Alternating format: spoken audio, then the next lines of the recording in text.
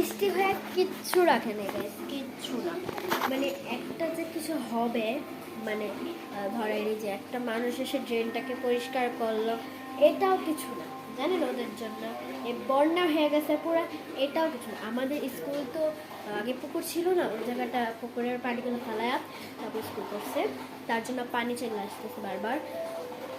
আমি যদি স্কুলে মোবাইলটা নিয়ে যাইতাম, তোমরা যদি নিয়ে যেত সাথে, তাহলে আপনাদেরকে দেখাতে পারতাম জানেন।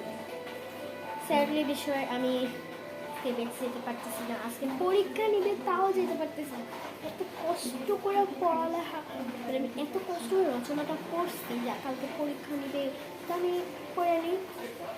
আজকে যদি হঠাৎ করে বৃষ্টি বা আমি এটাই দোয়া করতেছি যে এটা না যে বৃষ্টি নামলে আমি যাব না বা কিছু না, বৃষ্টি নামলে আমি বলছিলাম যাবো বেঁচে।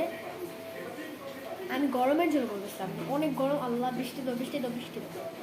আমার রেনকোট আছে, আমি রেনকোট পরে বাসায় আসছি, এমন একটা পরিস্থিতি। আমাদের স্কুল পুরো ফ্লোরটা খুলে যে ফ্লোরগুলো পুরো ফ্লোর পুরো এই যে দেখে এতটুকু পর্যন্ত, হাঁটু পর্যন্ত পানি চলে আসছে। তো কি আর কোনো কিছু করা যাবে? সো আমি এখন নাচের বা কোনো কিছু একটা ভিডিও ছাড়বো, সো এটা দেখতে থাকি। Okay bye bye.